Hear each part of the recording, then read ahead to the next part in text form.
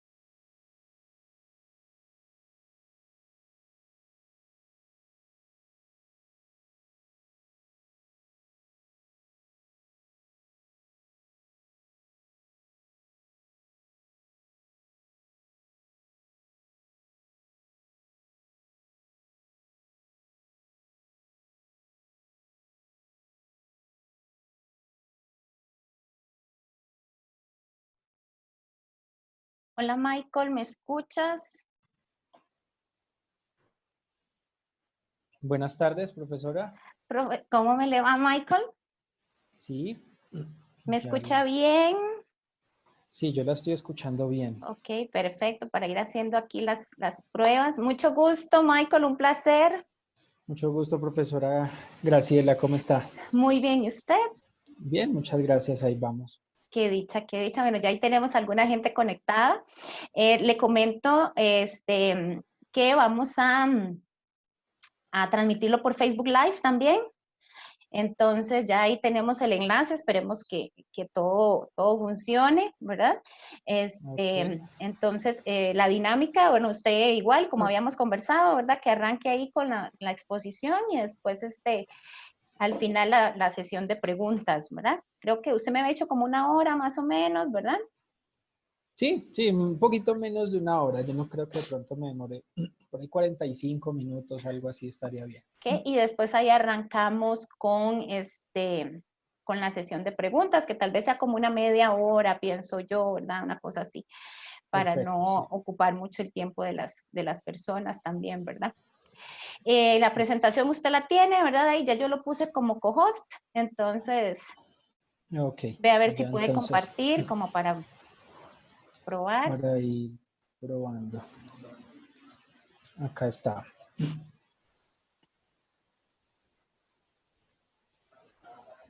Ahí ya la estoy compartiendo. Perfecto, excelente. Inclusive ya Bueno, ahí me ve en súper bien. listo. Ok, excelente. Por aquí, ¿cuántos más o menos están inscritos? A lo que vi el corte ahorita hace como 20 minutos, estaban 155 personas. Carajo, son hartos. ¿Ah? Bueno, es harta responsabilidad. Sí, 155. Vamos a ver si se conectan todos. También como estamos en el Facebook Live, pues tal vez algunos por ahí se vayan a conectar por el Face. Listo, perfecto. Ok, perfecto. Entonces yo doy una introducción ahí para presentarlo, no para tomar ahí mucho tiempo, y ya le cedo a usted la palabra para que comparta e inicie. Nada más voy a dar como una bienvenida por ahí y listo. Y ya después cuando usted termine, pues arrancamos con la sesión de preguntas. Bueno, profesora, muchas gracias. Bueno, a usted más bien. Con gusto. Ok, nos vemos ahorita entonces. Bueno, Ya si gusta puede dejar de compartir ahí. listo. Y Vale, yo voy a poner una filminita ahí mientras se van incorporando los demás. listo, ya mismo la dejo ahí de compartir. Gracias. Bueno.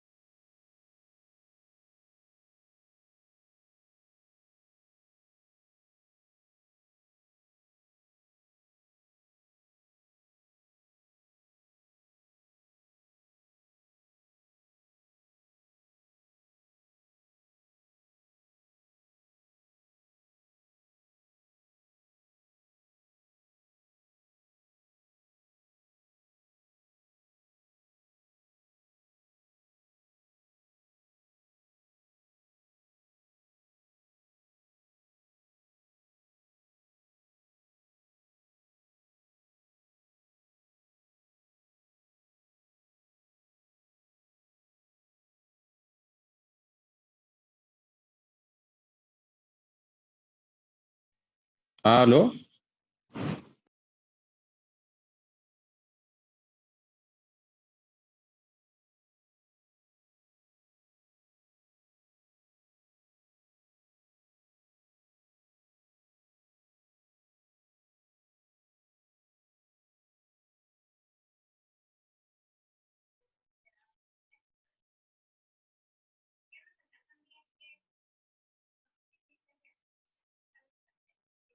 Ya empezamos. En breves minutos daremos inicio. Esa es la conferencia que tengo ahora. Sobre contabilidad de arrendamientos en tiempos de pandemia.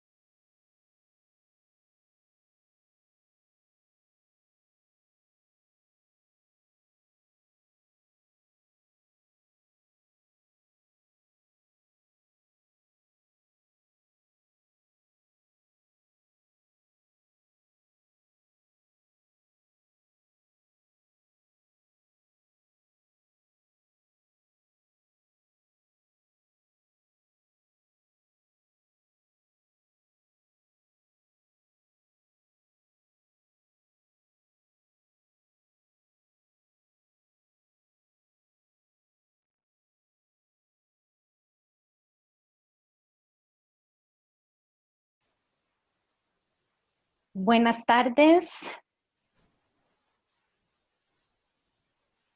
Buenas tardes.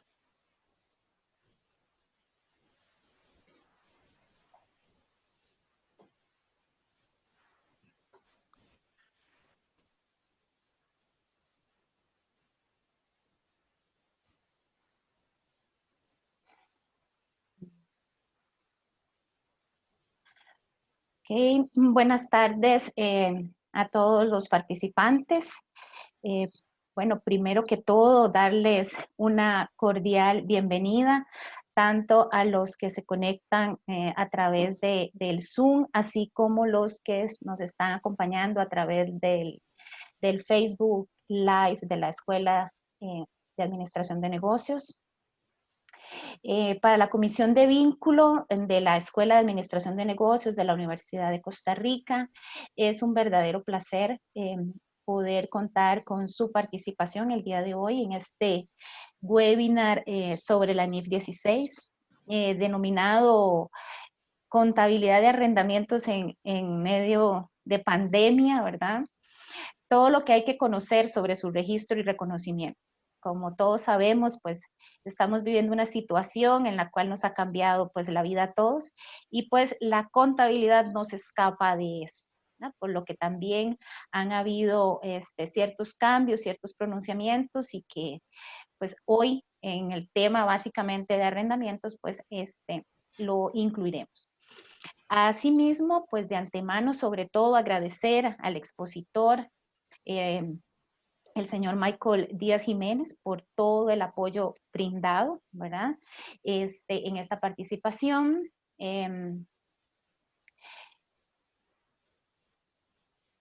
Y bueno, para hacer una breve presentación de quién es nuestro expositor de hoy, él es contador público de la Universidad Nacional de Colombia, máster en Ciencias Económicas de la Universidad de Santo Tomás. También es docente en estas universidades. También consultor para el proceso de implementación de las NIF en empresas colombianas y asesor de la Secretaría Distrital de Hacienda para la implementación del modelo internacional para entidades del gobierno colombiano. Creo que me quedo un poco corta con la presentación, pero es un gran profesional que nos ha colaborado muchas veces en la Escuela de Administración, en diversas actividades que hemos realizado. Así que le reitero nuevamente mi agradecimiento y para extensivo desde el director hasta toda la comisión de vínculo por el enorme placer de tenerlo esta noche. Y por último, para no ahondar mucho y aprovechar el tiempo para lo que realmente estamos aquí todos conectados, ¿verdad? Es nada más pues recordar un poco la dinámica que tendremos esta noche. Primero iniciaremos con la parte de la exposición, en la parte sobre aspectos teóricos y prácticos sobre lo que es la NIF 16 y luego al final tendremos la sesión de preguntas, ¿verdad?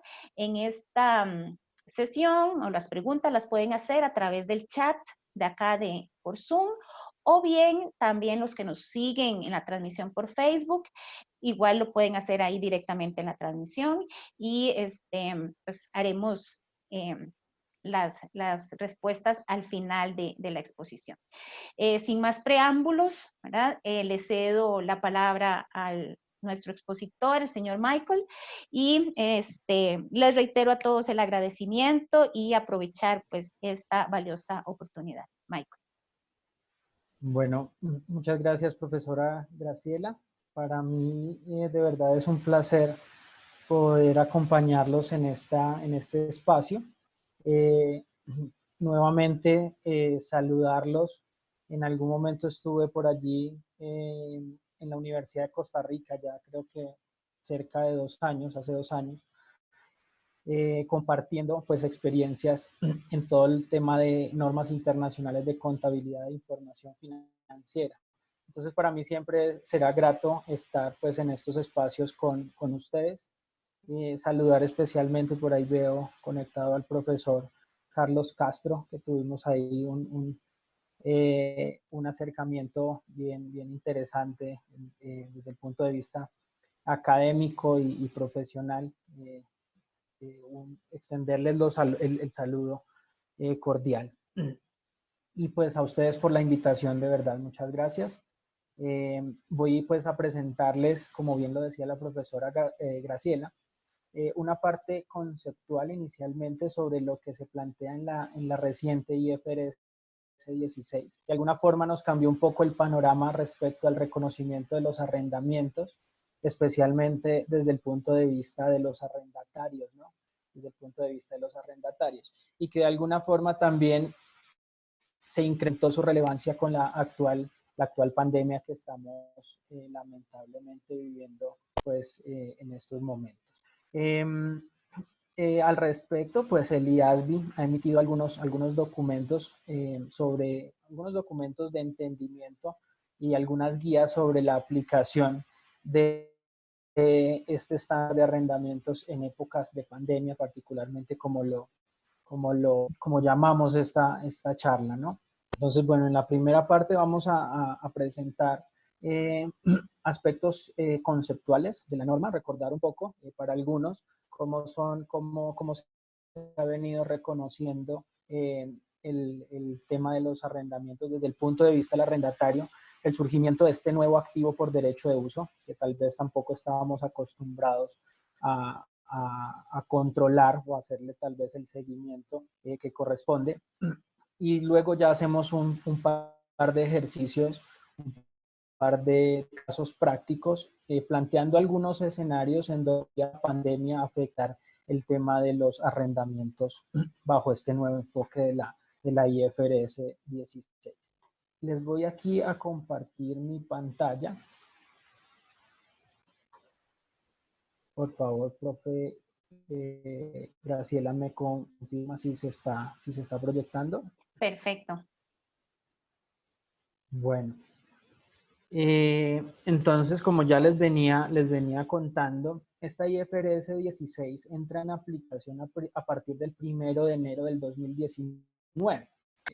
En ese momento, las empresas que manejaban o que manejan los arrendamientos tuvieron que hacer un proceso de convergencia o un proceso de implementación de este estándar, ¿sí?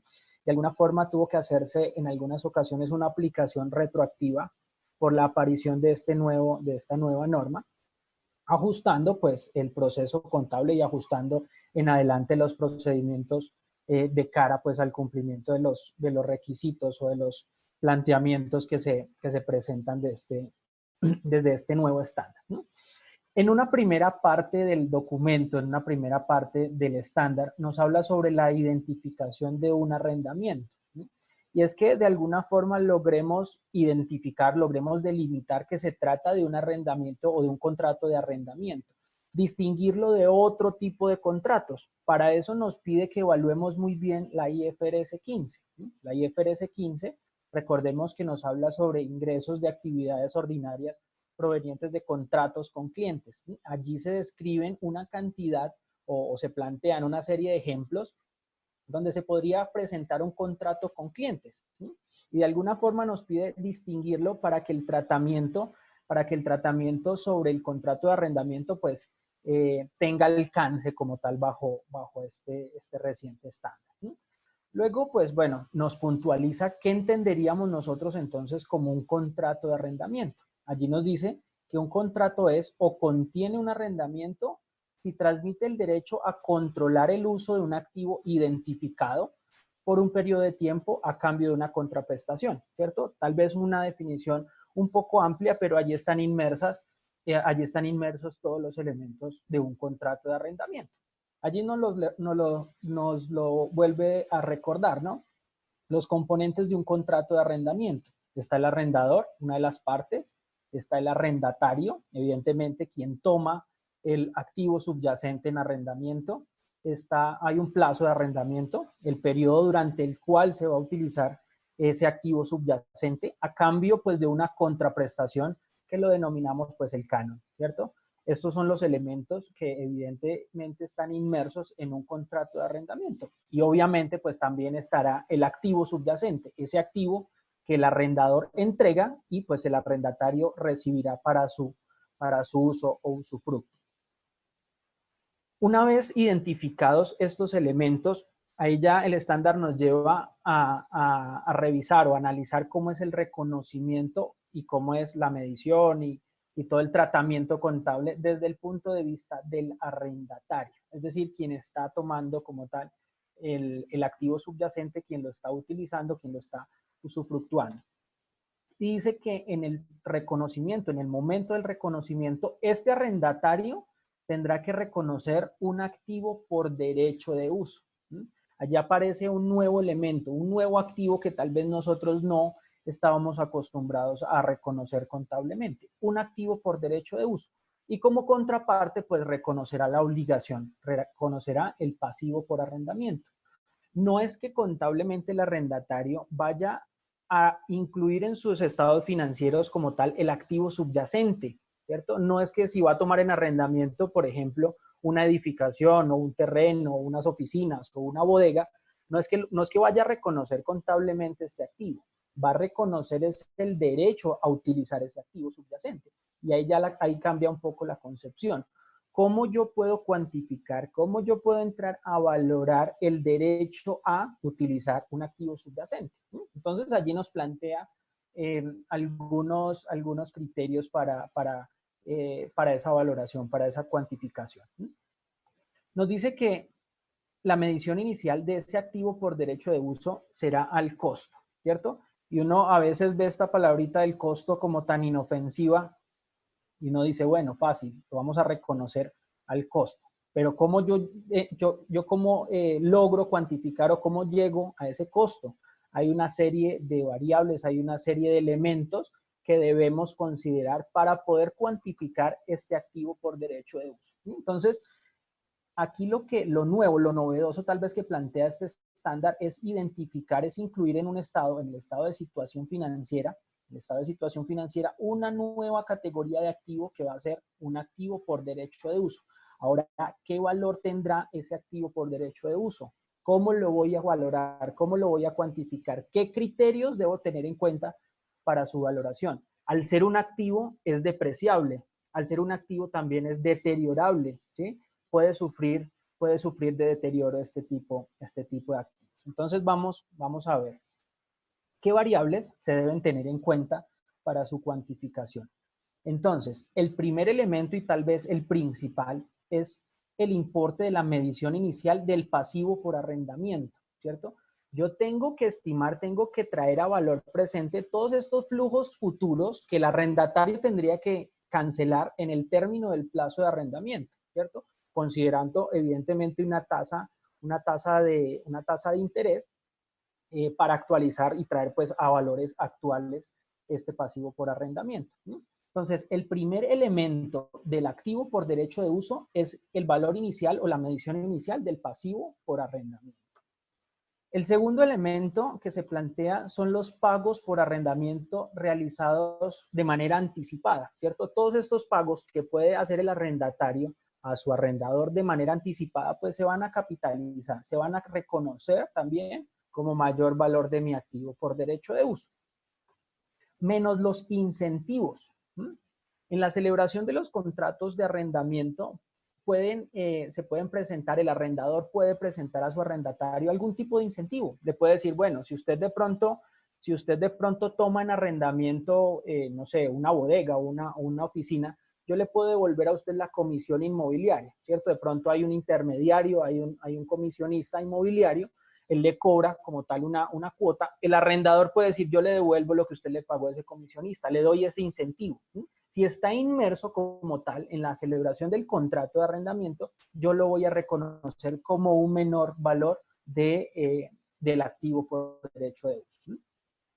También tendré que identificar y capitalizar los costos directos iniciales incurridos por el arrendatario. También en la celebración del contrato de arrendamiento, pues puedo de alguna forma requerir alguna asesoría profesional de pronto de algún abogado, ¿cierto? Unos honorarios profesionales. Esos honorarios yo se los podría cargar también como mayor valor de mi activo por derecho de uso. Entonces aquí vamos a reconocer, vamos a incorporar también los costos directos iniciales necesarios o incurridos en el contrato de arrendamiento.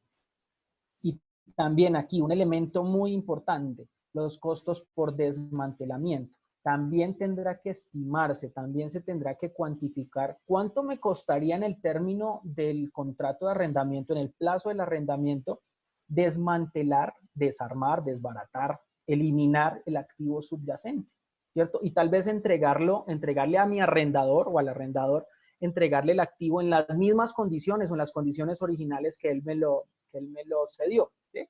Entonces, estos son los 4 o 5 elementos que se deben tener en cuenta en el momento de la cuantificación, en el momento de la valoración del activo por derecho de uso. Y aquí lo vemos de pronto un poco más claro.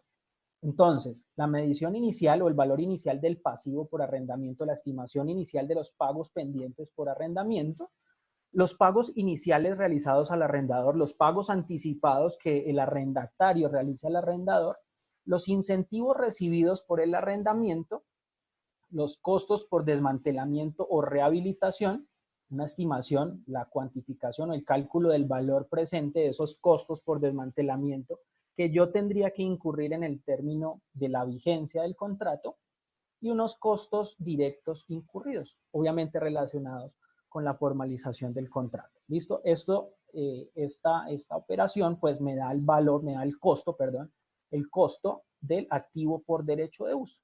Entonces, ya esa palabrita que veíamos de pronto allí como muy inofensiva, nos damos cuenta pues que debemos hacer una serie de cálculos, una serie de estimaciones para lograr determinar el costo del activo por derecho de uso. En uno de los primeros planteamientos, cuando se estaba fundamentando esta IFRS 16, el IASB recomendaba, y para efectos prácticos, que se reconociera este modelo, que se reconociera un activo por derecho de uso cuando el activo subyacente tuviese un valor representativo, un valor razonable significativo o representativo. El IASB planteaba 5.000 euros. ¿Qué quería decir esto? Que todos aquellos activos subyacentes cuyo valor razonable superara los 5.000 euros eran objeto de reconocimiento bajo el modelo general, es decir, la identificación y la cuantificación de un activo por derecho de uso. Sin embargo, pues esto ha tenido ciertas discusiones, ¿sí? Ciertas contradicciones en algunos casos. ¿Por qué 5.000 euros? ¿Sí? Dependerá más del criterio de materialidad que haya identificado cada empresa, ¿cierto? Cada empresa que aplique, pues como tal, este estándar. Entonces, la empresa tendrá que definir qué considera significativo, qué considera significativo y qué no considera significativo. Cuando haga este análisis, pues todo lo que se considere significativo se va a entrar a aplicar o se va a entrar a manejar bajo este reciente estándar. O bajo el modelo general más bien que se plantea en este estándar, es decir, el reconocimiento de un activo por derecho de uso.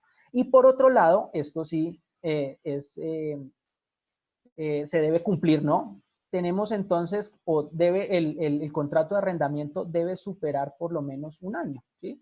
Yo no voy a calcular en un activo por derecho de uso, yo no voy a llevarlo bajo este modelo general si el contrato de arrendamiento es inferior a un año, ¿sí?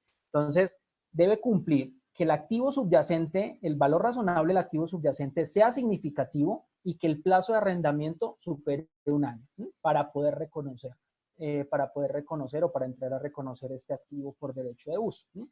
Si incumple alguno de estos dos criterios, el tratamiento contable se asimilará como un arrendamiento operativo, es decir, se reconocerá en el gasto. Los cánones de arrendamiento se reconocerán directamente en el gasto, en el resultado. ¿Listo? Esto entonces es un primer acercamiento a los elementos que debemos tener presentes en el momento de la valoración o la cuantificación del activo por derecho de uso.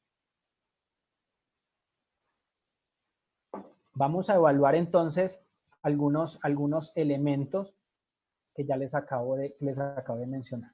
Entonces, primero, la medición inicial del pasivo por arrendamiento. En el momento del reconocimiento, ¿sí? en el comienzo del contrato de arrendamiento, el arrendatario medirá el pasivo por arrendamiento al valor presente de los pagos por arrendamiento que no se hayan pagado hasta esta fecha. Entonces tendrá que hacer una estimación de los flujos de efectivo futuros que tendría que pagar para cancelar como tal el pasivo. Entonces allí tendré que calcular el valor presente de esos flujos de efectivo. Allí nos resalta que estos pagos pueden ser fijos o pueden ser pagos variables. Puede estar inmersas algún tipo de garantías dentro del contrato de arrendamiento. Se debe también hacer una estimación sobre la probabilidad en el momento de ejercer la opción de compra, ¿sí? Si existe una amplia probabilidad que el arrendatario, una vez termine el contrato de arrendamiento, ejerza esa opción de compra. Si es así, pues se tendrá que incorporar también como una variable en la estimación del pasivo por arrendamiento, y si también está inmersa algún tipo de penalización, esto a partir pues de probabilidades de ocurrencia durante pues la vigencia del contrato de arrendamiento. Tal vez el modelo es muy fácil, pues si lo queremos llamar así, cuando son pagos fijos, ¿cierto? Cuando son pagos fijos, son pagos de pronto que se mantendrán durante la vigencia del contrato de arrendamiento, ¿cierto? Tal vez podrán haber algunos incrementos propios del IPC o, bueno, de pronto algunos acuerdos contractuales que se presenten en el contrato de arrendamiento, pero pueden presentarse también algunos pagos variables. Y allí el IASB pues sí presenta algunos ejemplos. Ellos dicen, bueno, este modelo va a impactar, por ejemplo, todo lo que es el sector aeronáutico, ¿cierto? Va a afectar también todo el sector de las telecomunicaciones. En algunas ocasiones podrá impactar todo el sector hotelero. Nosotros particularmente por ahí hicimos un artículo en donde hacíamos un ejercicio en el sector aeronáutico a partir de pagos variables. Resulta que, bueno, la concepción en un inmueble, manteniendo tal vez el criterio general, son pagos fijos, ¿cierto? Yo me comprometo a pagarle durante 3 años un canon de, no sé, $500. Pero pueden existir también pagos variables. Cuando se presentan estos pagos variables, por ejemplo, en el sector aeronáutico, no hay un parámetro establecido para yo decir, bueno, voy a calcular el valor presente de estos flujos de efectivo que yo tendría que pagar para cancelar ese pasivo, sino que debo tomar información histórica. En el sector aeronáutico es muy curioso porque el canon de arrendamiento no es fijo, va a depender de las horas vuelo de cada aeronave, de cada helicóptero, de cada avioneta, y no tenemos pues, no tenemos tal vez como tal esa estimación hacia el futuro, tenemos es datos históricos y con esos datos históricos podemos hacer la proyección. Bueno, entonces allí también se deben considerar los casos en los que se presenten pagos variables. ¿Listo? Eso entonces en cuanto a la medición inicial del activo por derecho de uso. El elemento más importante, la variable más importante, cuantificar el pasivo por arrendamiento. Y ese pasivo por arrendamiento, si ustedes se dan cuenta, tienen varios casitos en los que se debe considerar si es fijo, si es variable, si hay garantías, si hay penalizaciones, si hay una opción de compra. Bueno, todo eso debe quedar allí inmerso. En la medición posterior, y aquí el estándar es bien enfático, en la medición posterior del activo por derecho de uso, se va a mantener bajo el modelo de costo. ¿Sí? El criterio general es que se mantenga bajo el criterio o bajo el modelo de costo. ¿Cuál es el modelo de costo? Mantener el costo del activo por derecho de uso, descontar la depreciación que vaya sufriendo a través de los meses o de los años, y descontar también de pronto algunos cargos por deterioro que pueda sufrir el activo y pues todas las modificaciones que sean propias del contrato de arrendamiento. Entonces, se plantea el modelo de costo, pero se debe considerar la contraparte, debe considerar cuál fue el modelo de medición posterior que utilizó el arrendador, ¿sí? Entonces, ahí nos dice, mire si el arrendador, si lo que usted está tomando en arrendamiento es un bien inmueble y el arrendador lo tiene categorizado como una propiedad de inversión, ¿cierto? Y si esa propiedad de inversión en la medición posterior está bajo el modelo de valor razonable. Si es así, su activo por derecho de uso en la medición posterior tendrá que cuantificarse al modelo de valor razonable. Si por el contrario no está tomando en arrendamiento un bien inmueble, sino lo que está tomando en arrendamiento es un bien mueble, tal vez de pronto un vehículo, el arrendador lo tendrá clasificado como una propiedad, planta y equipo, ¿cierto? Y puede que de pronto tenga para esa propiedad, planta y equipo un modelo de medición posterior al modelo revaluado. Si es así, el activo por derecho de uso tendrá que valorarse en una medición posterior a ese modelo revaluado. Cuando el arrendador haga como tal la revalorización, pues esto le va a generar ciertas diferencias. Esas diferencias también las tendrá que capturar el arrendatario en el momento de cuantificar el activo por derecho de uso. Bueno, lo que ya les mencioné en la anterior diapositiva. Para aplicar el modelo de costo, un arrendatario medirá el activo un activo por derecho de uso al costo menos la depreciación acumulada y las pérdidas acumuladas por deterioro. Es un nuevo activo, es susceptible de depreciación, es susceptible de análisis de deterioro, se puede presentar deterioro en este tipo de activos. Y adicionalmente ajustando por cualquier nueva medición del pasivo por arrendamiento. Entonces, de alguna forma, si hay una modificación en el alcance, si hay una modificación, como tal, si hay una modificación en el alcance del contrato de arrendamiento, pues es objeto también de un recálculo del activo por derecho de uso, del pasivo por arrendamiento y por defecto del activo por derecho de uso. Por otro lado, después, bueno, después de la fecha de comienzo, un arrendatario medirá un pasivo por arrendamiento también, incrementando el importe en libros para reflejar el interés sobre el pasivo por arrendamiento. Bueno, esto ya para efectos de la amortización del pasivo por arrendamiento, ¿cierto? Voy a tener un componente que va a ser el interés y el otro componente como tal va a ser la disminución o la afectación o la amortización como tal del pasivo por arrendamiento o de la deuda que tenga con el arrendador, y reduciendo el importe en libros para reflejar los pagos por arrendamiento realizados, las cuotas de arrendamiento que se vayan cancelando de manera periódica. Y también, entonces, midiendo nuevamente el importe en libros para reflejar las nuevas mediciones o modificaciones del arrendamiento. Cuando hay una modificación en el alcance del contrato de arrendamiento, puede que sea en el plazo, puede que sea en la opción de compra, puede que sea una variación en las tasas de interés, puede que sea una variación en el canon de arrendamiento, etc. Entonces, se presentará como tal también afectación desde este punto de vista.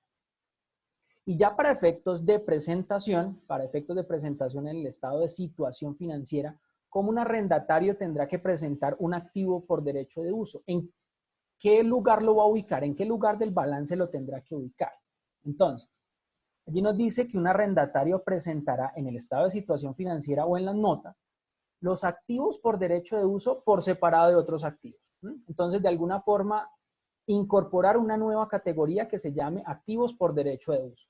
Y ahí discriminar pues todos los activos todos los derechos que ha obtenido, digamos, en una vigencia para utilizar, para usufructuar algún activo subyacente. Entonces yo puedo tomar en arrendamiento algunos vehículos, puedo tomar en arrendamiento algunas oficinas, puedo tomar en arrendamiento algún mobiliario, etcétera. Ahí yo voy como tal a cuantificarlos y a reconocerlos y a presentarlos en el estado de situación financiera.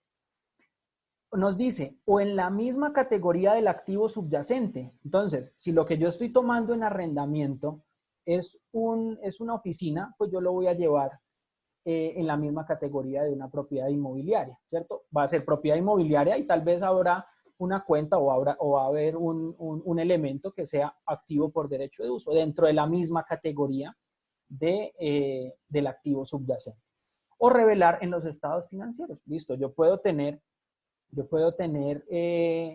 inmerso tal vez el activo por derecho de uso, una propiedad, planta y equipo, ¿cierto? Y discriminar en las notas a los estados financieros diciendo que se trata de un contrato de arrendamiento en el que yo soy el arrendatario, evidentemente, y pues informando sobre la naturaleza, el plazo y pues los demás elementos dentro del contrato de arrendamiento.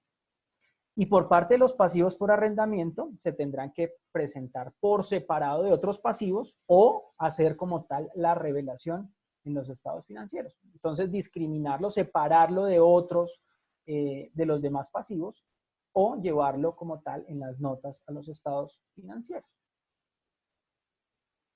Listo. Esto desde el punto de vista del arrendatario. Allí es donde se presentó como tal el mayor impacto en un primer momento por la convergencia o por la aplicación de esta reciente IFRS 16. Desde el punto de vista del arrendador, los criterios se mantienen digamos, de manera sustancial, ¿sí? Ya ahí el arrendador sí tendrá que identificar que si se trata de un arrendamiento financiero o si se trata de un arrendamiento operativo.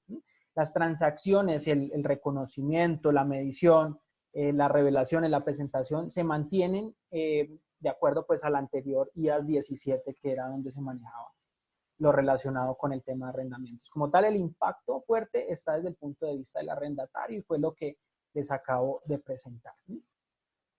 Recientemente, y a partir pues de la crisis sanitaria de esta pandemia COVID-19, el IASB ha emitido una serie de documentos, particularmente dos importantes relacionados con el deterioro de instrumentos financieros, con el manejo del deterioro en los instrumentos financieros. Y por otro lado, un documento haciendo unas aclaraciones relacionadas con el manejo de los arrendamientos precisamente en épocas de pandemia. ¿Qué puede ocurrir en estas épocas de pandemia en términos de los contratos de arrendamiento? Que el arrendatario no tenga dinero para cancelar los cánones de arrendamiento. Diga, no, yo no estoy, puede decir, no, yo no estoy operando, yo no estoy vendiendo mis productos, yo no estoy prestando mis servicios. Si tenía un restaurante, no estoy abriendo el local en el que funciona como tal el restaurante. Yo no tengo con qué pagarle al arrendador. Entonces, arrendador y arrendatario tendrán que llegar a algún acuerdo. Y allí pueden aparecer diferentes vías.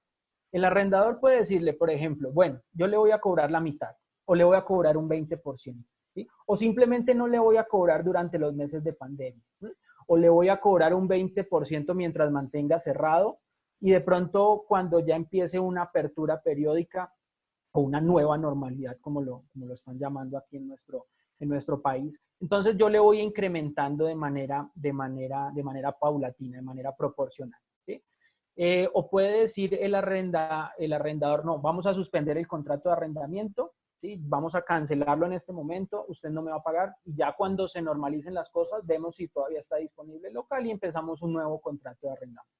Entonces, allí el pronunciamiento precisamente del IASBI está encaminado en una parte a identificar a qué tipo de acuerdo llegaron arrendador y arrendatario, ¿cierto? Y cómo podría manejarse de manera simplificada esos acuerdos a los que se llegaron.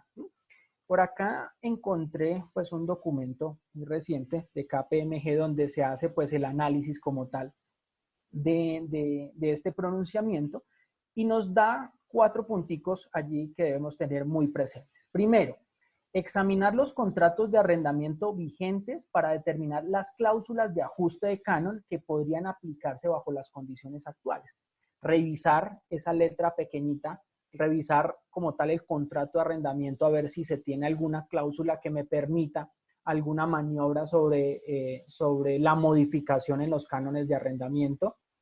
Identificar y documentar los análisis realizados con relación a la evaluación de los contratos según su naturaleza y si da o no lugar a una modificación del contrato. Allí es bien importante porque si da lugar a la modificación de un contrato es porque de alguna forma se está modificando el alcance del contrato. Y el arrendatario, tanto el arrendatario como el arrendador tendrá que hacer ajustes propiamente al proceso contable y como tal, pues a los activos y a los pasivos que se deriven del contrato de arrendamiento.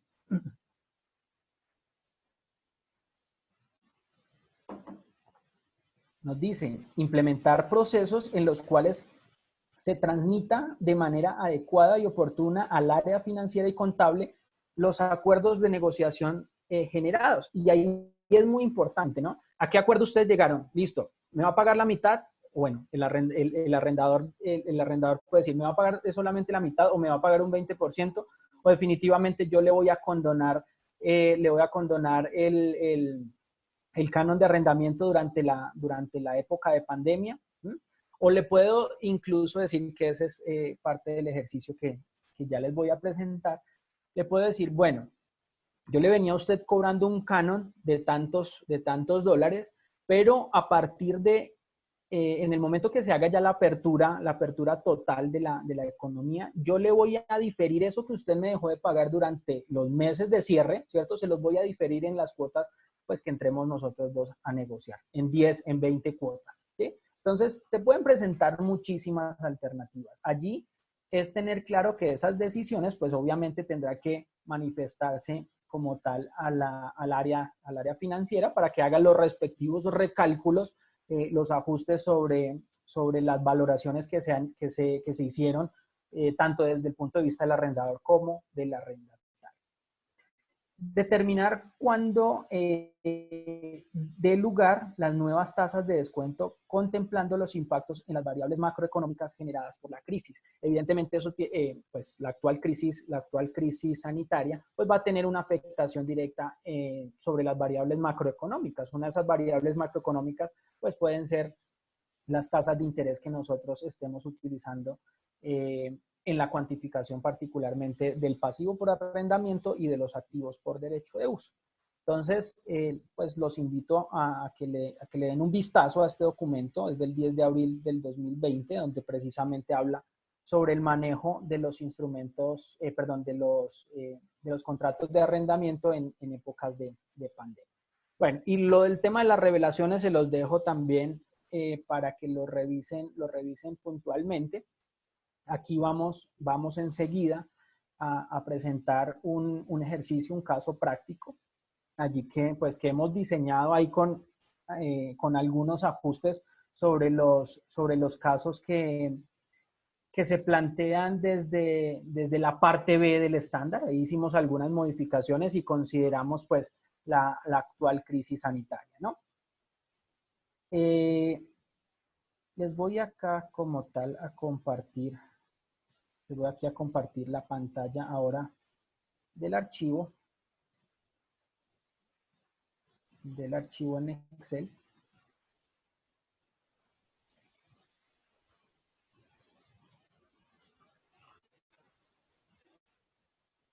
Profesora Graciela, ¿me confirma si están viendo aquí el archivo de Excel? Sí, correcto, Michael, lo vemos bien. Listo. Bueno, entonces aquí planteamos varios ejercicios.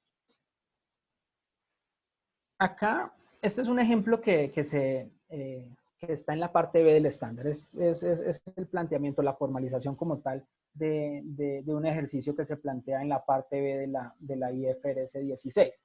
Aquí, ¿qué nos indica? Entonces, estas son las condiciones, este primer recuadro son las condiciones iniciales del contrato de arrendamiento. El contrato de arrendamiento se tenía estipulado inicialmente con un plazo de 10 años. ¿Sí? Una cuota o un canon de arrendamiento de 50.000 unidades monetarias. Una tasa de interés del 5%, unos costos directos iniciales relacionados por un lado con un pago de un inquilino anterior, ¿cierto? Un inquilino anterior estaba en el ejercicio se plantea sobre un inmueble, el contrato de arrendamiento se plantea sobre un inmueble y de alguna forma este costo directo relacionado con el pago al inquilino es una especie de indemnización que se le da al anterior residente de ese inmueble. Y una comisión inmobiliaria. Aquí están los 20.000 de los costos directos iniciales. Yo si no tienen de pronto disponibilidad de la parte B del estándar, yo se los puedo compartir. Les puedo compartir como tal, pues este archivo sí será de ustedes. Yo se los comparto para que de pronto lo analicen de manera técnica un poco más puntual. Y también se plantean unos incentivos. Allí habla sobre una comisión inmobiliaria, ¿cierto? Habla sobre una comisión inmobiliaria. El ejemplo tal vez que les presentaba cuando estábamos analizando todo el tema conceptual. En un primer momento, el arrendatario le pagó a un intermediario, un comisionista inmobiliario, le pagó una cuota, ¿cierto? Le pagó aquí 5.000 unidades monetarias. Pero el arrendador como incentivo decide devolverle esas 5.000 unidades monetarias. Este incentivo como tal se podrá tomar como un menor valor del activo por derecho de uso. Un menor valor del activo por derecho de uso. Pero aquí se plantea por otro lado otro tipo de incentivo que le da al arrendador y es unas mejoras de la propiedad. El arrendatario hace unos arreglos locativos, de pronto le aplica pintura al inmueble, de pronto le hace ciertas adecuaciones. Bueno, de alguna forma eso le costó 7.000 unidades monetarias. El arrendador le devuelve estas 7.000 unidades monetarias, pero resulta que estas mejoras en la propiedad no están relacionadas directamente con la formalización del contrato de arrendamiento. Están relacionadas directamente sobre el activo subyacente y allí el estándar pues sí no permite capitalizar como tal este tipo de incentivos. Entonces solamente podemos entrar a capitalizar esas 5.000 unidades monetarias. Entonces, recordemos por allí, ¿cuál es el primer elemento que debo tener en cuenta para cuantificar el activo por derecho de uso? El primero y principal, el pasivo por arrendamiento. ¿Cómo determino el valor inicial del pasivo por arrendamiento? Voy a aumentar acá. ¿Cómo ¿Cómo cuantifico ese pasivo por arrendamiento? Entonces voy a determinar acá el valor presente, ¿cierto? De los flujos de efectivo que yo tendría que pagar durante los 10 años, ¿cierto?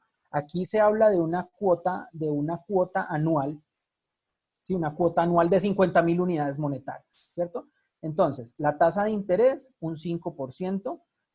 Aquí voy a actualizar solamente 9 periodos. Generalmente los contratos de arrendamiento, los pagos por contratos de arrendamiento, se hacen de manera anticipada, es decir, que ya hay una cuota que está anticipada y también pues voy a tener como tal los cánones, el canon de 50.000 unidades monetarias, anualmente voy a estar cancelando esto. Entonces, el pasivo por arrendamiento será 355.391, esto en un primer momento, ¿listo? Ese es el primer elemento del activo por derecho de uso. Vamos aquí a revisar. ¿Cuál sería el registro contable? Pues yo voy a reconocer un activo por derecho de uso y un pasivo por arrendamiento por la misma cuantía. ¿Listo? Ese va a ser el primer registro.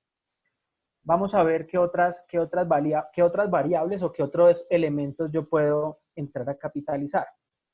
Entonces, el principal, el pasivo por arrendamiento, ¿cierto? Le puedo sumar los pagos anticipados, ¿cierto? Como hay una cuotica que yo voy a pagar de manera anticipada, estos 50.000, pues los llevo también como mayor valor, ¿cierto? Entonces, esta cuota, voy a incorporar también los costos indirectos, los voy a sumar. Voy a restarle como tal los incentivos, ¿sí? Y aquí tengo como tal mi activo por derecho de uso. Aquí ya tengo como tal mi activo por derecho de uso, 420.391. Entonces, ¿cómo reconozco esas erogaciones o esos pagos que realicé para la formalización del contrato de arrendamiento? Entonces, en un primer momento, activo por derecho de uso, estos son los costos directos, ¿cierto? Y una cuenta por pagar, un efectivo o una cuenta por pagar. Pongamos un efectivo o una cuenta por pagar.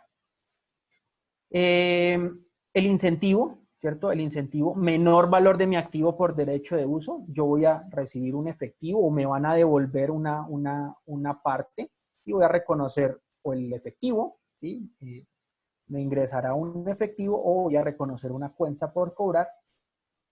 Y, bueno, hasta ahí iría el primer reconocimiento. ¿Listo? ¿Qué tengo entonces en el momento? Un pasivo por arrendamiento y un activo por derecho de uso. Esto lo podemos visualizar aquí, cómo sería el comportamiento en la tablita de amortización. Tenemos el pasivo por arrendamiento, 350.000, y a la par tenemos por aquí un activo por derecho de uso.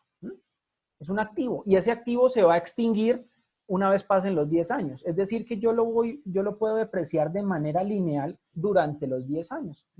Entonces, simplemente dividimos, si estamos hablando de aquí el activo por derecho de uso, vamos a dividir los 420.000 entre los 10 años y pues voy a ir reconociendo como tal la depreciación de este activo. Entonces, si se continuara con las condiciones originales, fíjense que aquí yo voy llevando un componente de intereses, un abono a capital y la cuota como tal de los 50.000. A los 10 años, perdón, pues yo ya no tendría pasivo por cancelar y ya no tendría activo por depreciar o por amortizar, ¿sí?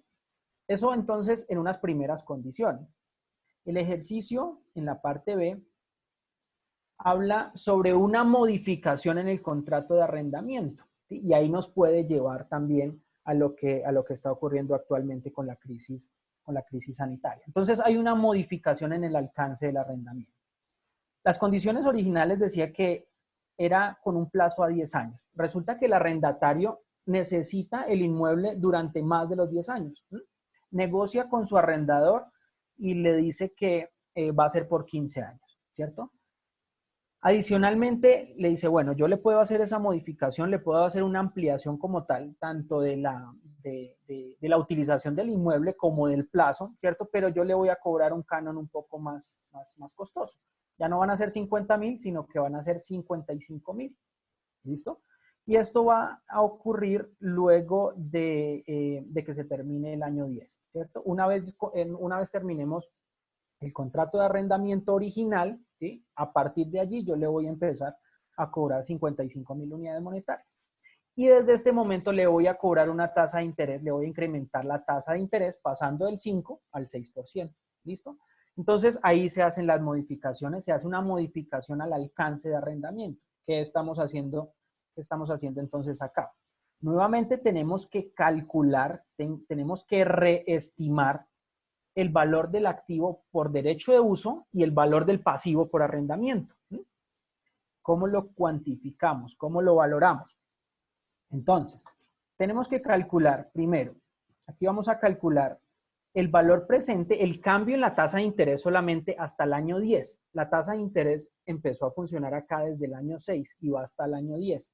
Yo tengo que capturar primero esa modificación. Entonces, aquí voy a hacer el ajuste o voy a hacer una primera estimación para reflejar el cambio en el interés, en la tasa de interés. Aquí, bueno, aquí tal vez se los puedo presentar de pronto de manera gráfica. Entonces, este es el activo el pasivo por arrendamiento y el activo por derecho de uso en unas condiciones originales. ¿Qué es lo que estamos haciendo entonces acá?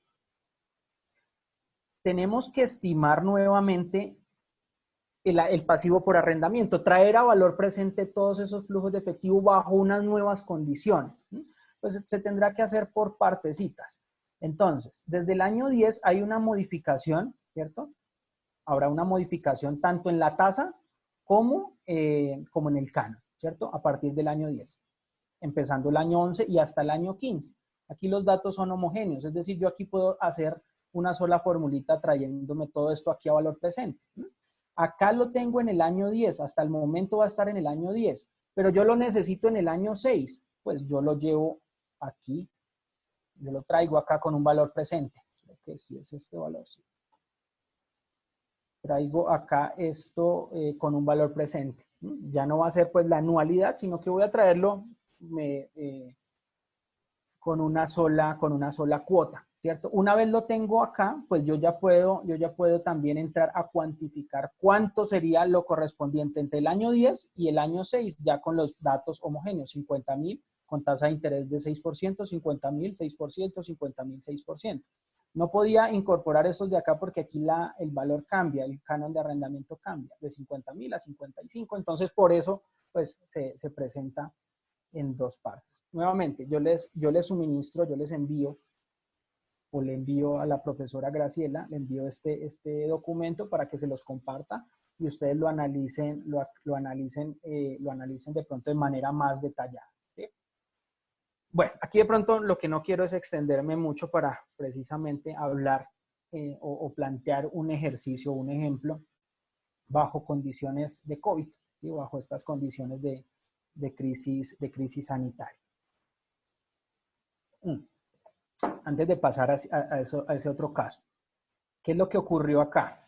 Hay una modificación a partir del año 7, ¿cierto? En el año 7 yo tuve que nuevamente recalcular el pasivo por arrendamiento, ¿cierto? Pasó de 186.162 unidades monetarias a 378.173. Entonces yo tengo que ajustar como tal el activo por derecho de uso en esa misma diferencia. No estoy mal, creo que son 192.000. Aquí teníamos un activo por derecho de uso de 168 y pasó a 360, 167. Entonces tengo que ajustarlo en la misma proporción. Entonces, ¿qué tenemos acá? Este es el ajuste que tendríamos que hacer. Incrementamos el activo por derecho de uso y la contrapartida un pasivo por arrendamiento. ¿Listo? Este ejemplo se presenta muy bien en la parte B de la IFRS 16. Ahí se hace como tal pues toda la explicación de cada cálculo, etc. Entonces, ahora sí, considerando este ejemplo, entonces les voy a mostrar un poco el ejercicio, el ejemplo que planteamos, para ver cómo puede ser la afectación de la actual pandemia en el tema de los arrendamientos desde el punto de vista del arrendatario. Entonces, tomando de pronto los mismos datos o parte de los datos que teníamos en el anterior ejercicio, se plantea este nuevo caso. Entonces, se habla de un plazo de 60 meses. Aquí lo vamos a trabajar por meses para que logremos ver bien cómo fue la afectación. Se habla de una cuota, ¿sí? un canon de arrendamiento de 50.000 unidades monetarias, una tasa de interés del 1.5. Los costos indirectos mantenemos los mismos del ejemplo anterior, esto también con las mismas características. Y en condiciones normales yo entraría a reconocer un pasivo por arrendamiento, en este caso de 1.948.548 unidades monetarias. ¿Cierto? Esto en un primer momento es lo que tendría que reconocer como un pasivo por arrendamiento. ¿Sí? Un pasivo por arrendamiento. Por acá está, 1.948.000 contra el pasivo por arrendamiento.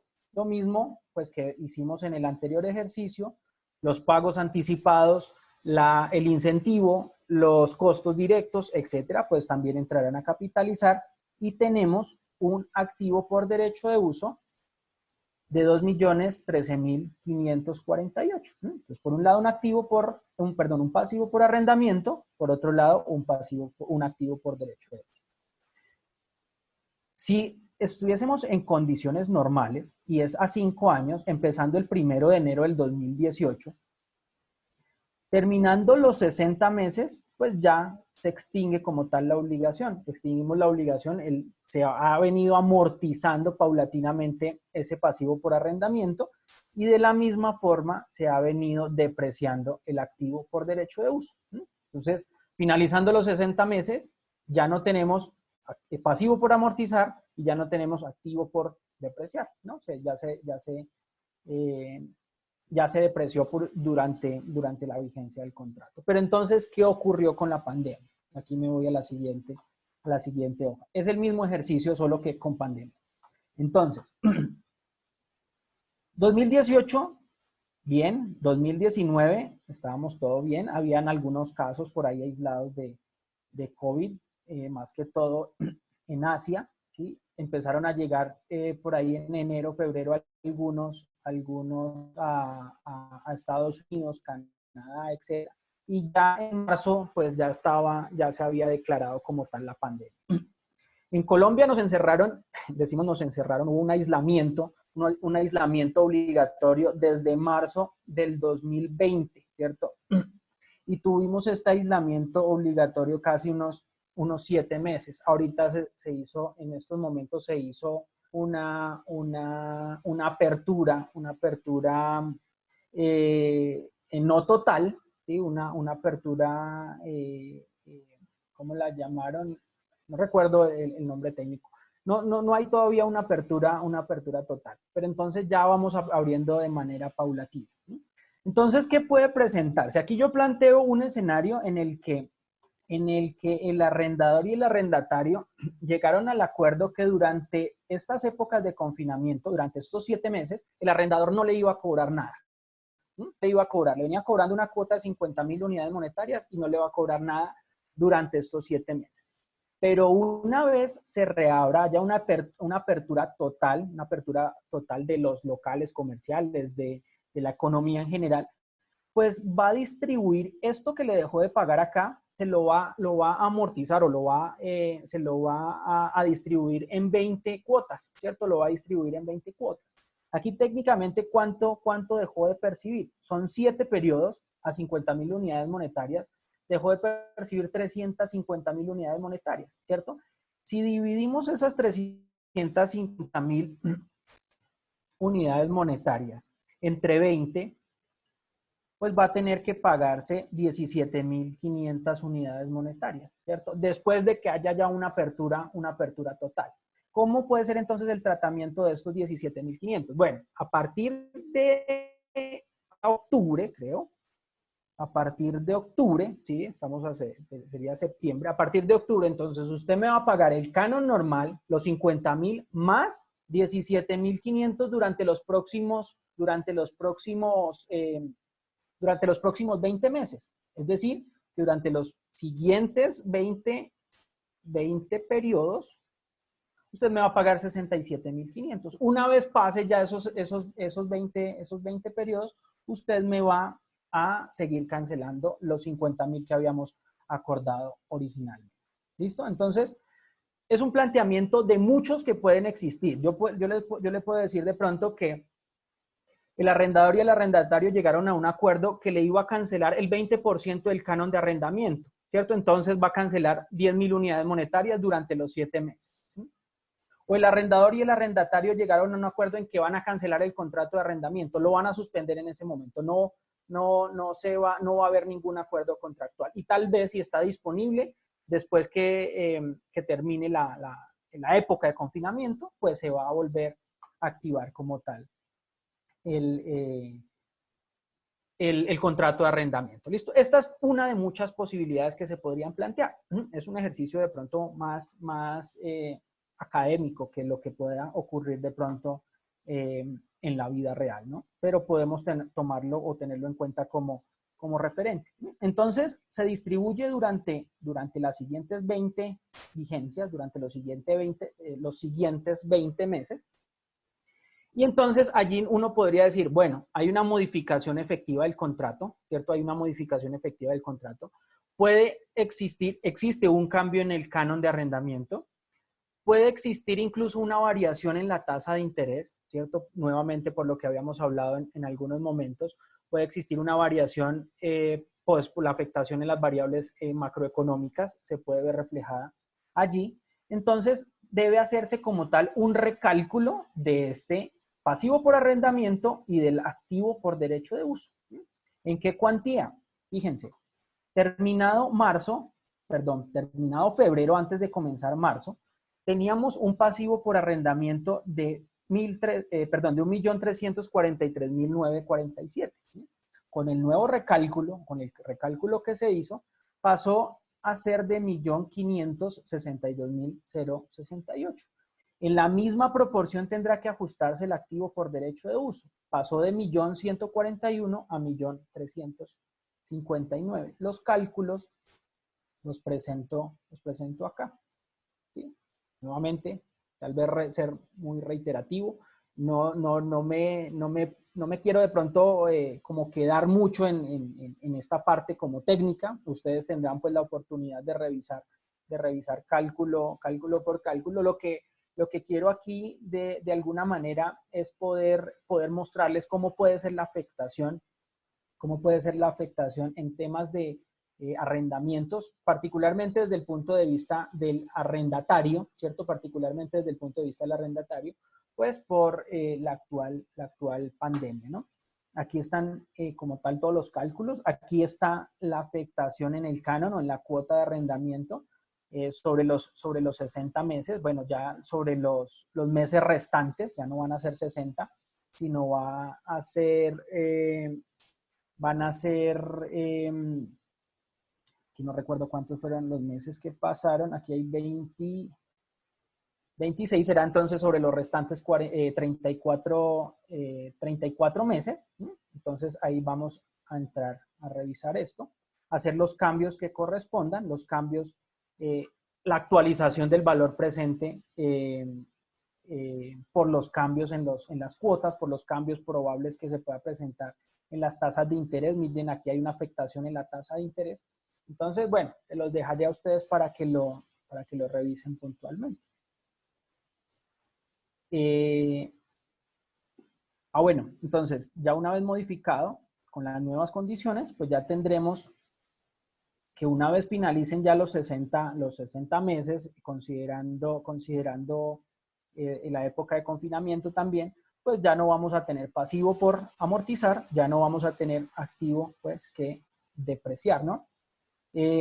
Otra opción podría ser incluso, bueno, vamos a suspender el contrato acá, ¿cierto? En el mes 26. Y aquí lo reactivan en este mes 34. Estos 7 meses, pues los pueden prolongar desde el año, bueno, lo que reste del año 2022. Bueno, ahí van a haber algunas prácticas, pues ya que serán acordadas entre arrendador y arrendatario, ¿sí? Pero entonces aquí lo que nos pide el IASBI es evaluar, ya punto a punto, evaluar caso por caso, qué correspondería o qué requeriría una modificación por contrato y un recálculo como tal, tanto del pasivo por arrendamiento como del activo por derecho de uso. Yo creo que es todo, profesora Graciela. Excelente, muchas gracias, Michael, por la presentación. Ahora vamos a dar pues apertura a lo que son las consultas. Si alguno tiene ahí consultas que quiera ir compartiendo por el chat, ¿verdad? Por acá tengo algunas que me han realizado, o bien si lo tienen ahí también por los que nos están siguiendo por la transmisión en Facebook, también pueden hacerlo por ahí, directamente por la transmisión. Por acá también me consultan que cómo nos harían llegar el documento, ¿verdad? Que nos va a compartir el profesor Michael. Yo tengo los correos a los que se inscribieron por ahí, por el enlace, por el formulario que les enviamos. Entonces, vía esos correos, yo ahí les estaré haciendo llegar los documentos que compartimos la noche de hoy. Ok, tengo por aquí varias consultas, entonces me permito leer por acá. Dice, sin separarme, que estamos en NIF 16 sobre el reconocimiento inicial. Si se suman todos estos costos directos, ¿verdad? Que mencionaba Michael y la norma, o sea, capitalizamos ciertas cosas, ¿verdad? Y también a la luz de la NIC 16, ¿verdad? Tengo entendido que para efectos fiscales, ¿verdad? Mi gasto es la cuota del contrato, digamos, yo para hablar de renta, ¿verdad?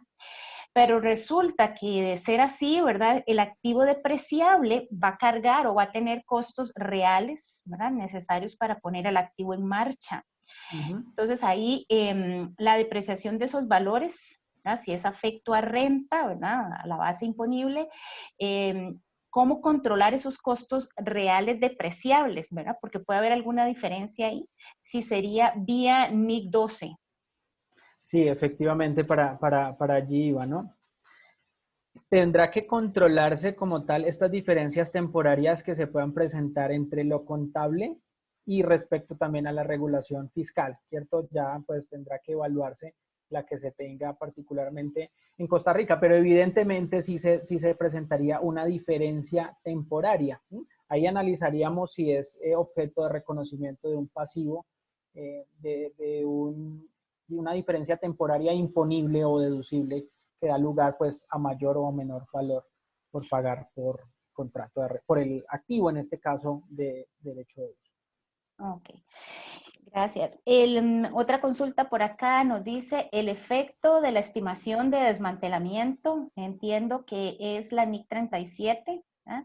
Esa estimación debería revisarse cada cierre, ¿verdad? ¿Contra qué va el efecto de esa estimación? Trayéndola a valor presente, contra el activo por derecho de uso. Y si es así, ¿significa que debo ajustar el monto por depreciación también? Porque ya tendría una nueva base depreciable, ¿o cómo se haría? Bueno, efectivamente se va a reconocer como una provisión, ¿no? Se tendrá que reconocer como una provisión. A la luz de la IAS 37, que es precisamente provisiones, activos y pasivos contingentes.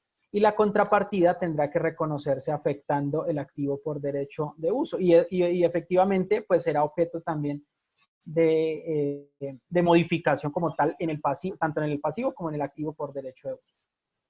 Ok, gracias. Por aquí también dice, si le aplico el patrón de consumo al activo adyacente, tal como lo pide la NIC 16, ¿verdad?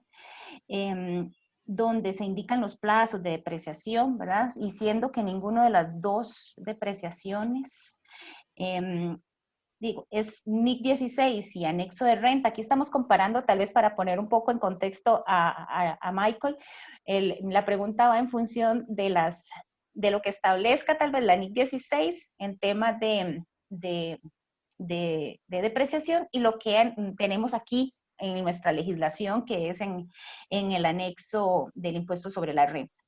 Es lógico que yo deba aplicar las dos mediciones cuando al final de cuentas ningún gasto por depreciación del activo subyacente es afecto a renta.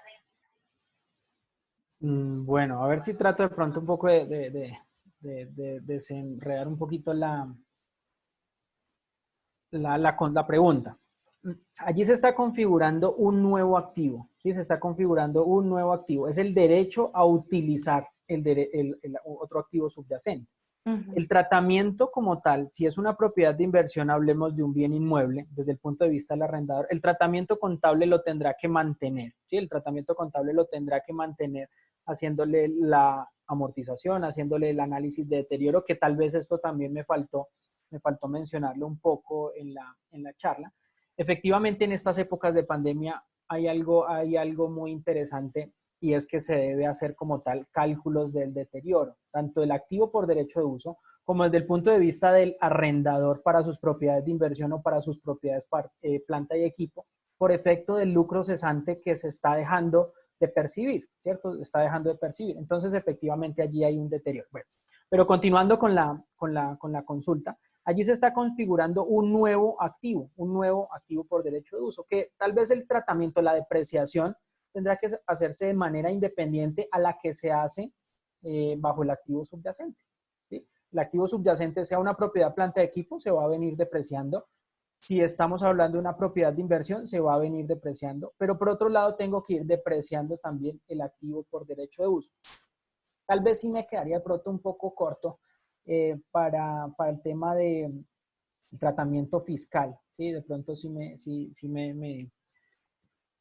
me confundiría ahí un poco con el tratamiento fiscal tal vez que ustedes le podrían dar. A veces es que hay diferencias en tasas, ¿verdad? Con respecto a lo que establezca renta o lo que pueda establecer Claro. ese periodo del contrato, que me imagino que por ahí va la duda, ¿verdad? Podría ser, y estaría tal vez entonces en la misma vía de las diferencias temporarias. Temporarias en NIC 12. De acuerdo, sí. Y porque de pronto, bueno, bajo efectos contables financieros, yo puedo estimar una vida útil, unos, no sé, los 10 años del contrato, etcétera. Pero bajo efectos fiscales no sé qué tasas de amortización o qué tasas de depreciación me permiten. Correcto.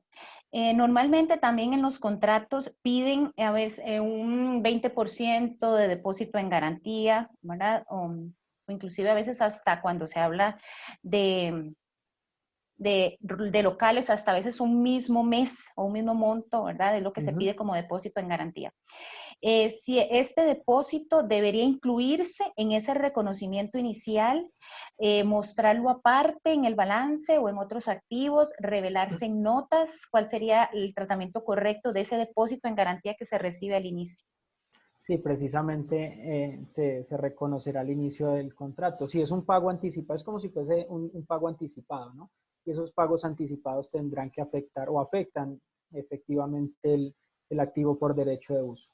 Sí, entonces sí se reconoce.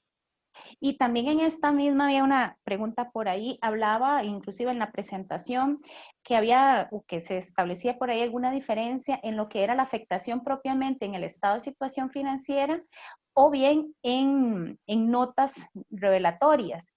¿Qué determina la diferencia de uno u otro? ¿Lo decide la empresa o tiene alguna característica que establezca la norma para yo poder hacer la revelación en notas o bien en el estado de situación financiera?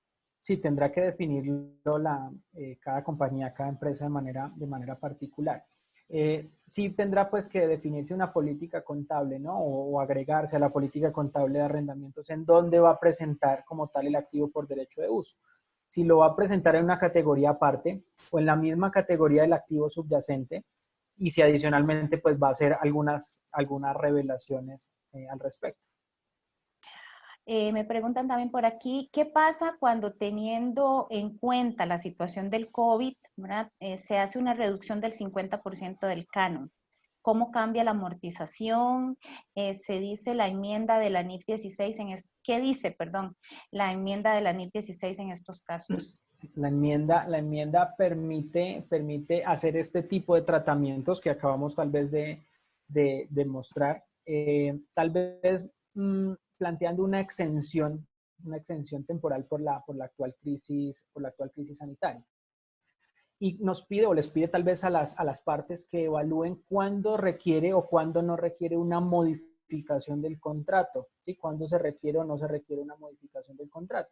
Si efectivamente hay una reducción en el 50% en el pago del arrendamiento, hay una probable afectación sobre el contrato de arrendamiento y efectivamente tendría que hacerse pues como tal el recálculo tanto del pasivo por arrendamiento como del activo por derecho de uso. En el ejemplo tal vez que traíamos, en vez de pagar 0 pesos durante estos 7 meses, manteniendo tal la cuota de los 50.000, pues yo entraría tal vez a pagar durante estos 7 meses 25.000. Entonces tendríamos que hacer un recálculo como tal del pasivo por arrendamiento, considerando pues las modificaciones que se dieron en el contrato. Y también en esta misma línea tengo una pregunta por aquí. ¿Qué determina una modificación del contrato y cuándo hablamos de una cancelación del contrato? ¿Y qué aplica? Ya vimos con las modificaciones, ¿verdad? El tipo de recálculos. Pero cuando hablamos de una cancelación de ese contrato previo, hablamos de que hay que establecer un nuevo contrato.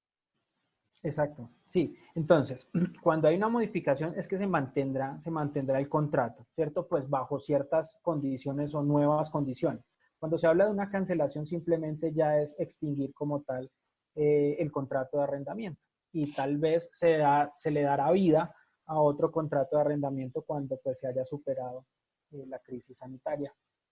Igual en ese momento habría que hacer los ajustes a nivel contable de esa cancelación del contrato. Claro.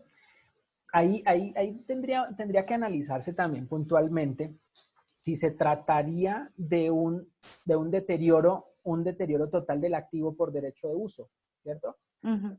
Y por parte del arrendador, si se trata de un deterioro de su propiedad de inversión. Ya les menciono, tal vez podría ser por el lucro cesante que dejó de percibir durante las épocas de confinamiento. Entonces, desde el punto de vista del arrendatario, podría evaluarse desde el deterioro total, porque pues, fue un hecho fortuito que afectó como tal el contrato de arrendamiento, una fuente externa, ¿cierto? Estaba por fuera del control tanto del arrendador como del arrendatario. En este caso podría tratarse de esta forma.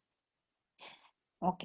Y bueno, y ahora que también hablaba de la parte del arrendador, inclusive durante la presentación se mencionaba que cuando había algún cambio en el modelo que utilizaba el arrendador, el arrendatario debía hacer estas modificaciones.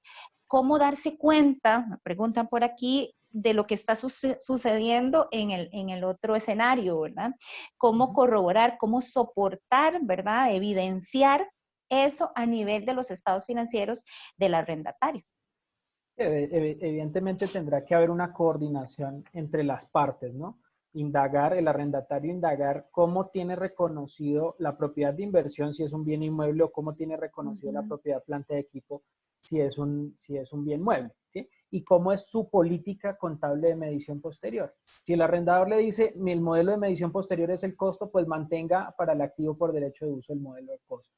Si su modelo de medición posterior de la propiedad planta de equipo es el modelo revaluado, pues yo tengo que también revalorizar mi activo por derecho de uso bajo las mismas características. Ahí ya es un tema operativo, ya es un tema de diálogo precisamente y de coordinación entre las partes.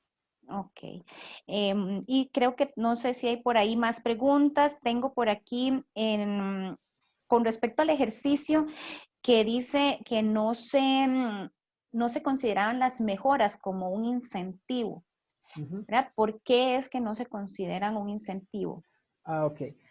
El arrendatario incurre tal vez en una serie de mejoras locativas sobre el bien que está por tomar en arrendamiento, ¿cierto?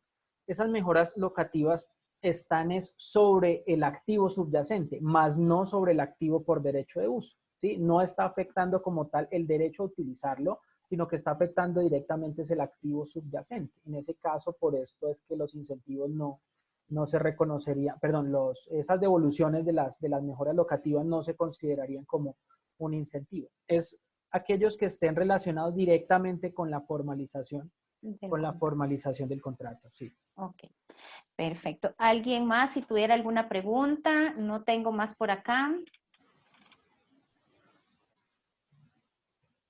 Ok, creo que entonces estaríamos, no tengo más consultas. Antes de finalizar, pues nuevamente agradecer a Michael la valiosa exposición que hemos tenido durante la noche de hoy y a todos los participantes. Bueno, aquí me acaban de mandar una, vamos a ponerla de una vez aquí Claro que sí. en vivo. Dice, si el contrato incluye condiciones y términos de uso para proteger el activo arrendado, lo que llaman derecho de protección, esas condiciones no estarían limitando el uso del control del activo por parte del arrendamiento. Eso es muy común, ¿no? Que el arrendador le diga, bueno, mire cómo yo le estoy entregando, cómo le estoy entregando el inmueble, cómo le estoy entregando el bien. Espero que una vez finalizado el contrato de arrendamiento usted me lo entregue en las mismas condiciones, ¿cierto? Es por eso que ese control tal vez se vería allí inmerso. Es en el momento que, bueno, yo puedo entrar a hacer las adecuaciones que yo quiera, ¿cierto? Si estoy hablando, no sé, voy a adecuar para un restaurante, voy a adecuar para un bar, yo hago las adecuaciones locativas que requiera. En el momento que yo tenga que desbaratar o desmantelar como tal esas adecuaciones, pues yo tengo que hacer como tal esa provisión por desmantelamiento. Es por eso que tal vez se asegura desde un primer momento esos probables costos por desmantelamiento que se ejecutarían al finalizar el contrato. Ok, perfecto. ¿Alguien más si tuviera por ahí alguna pregunta?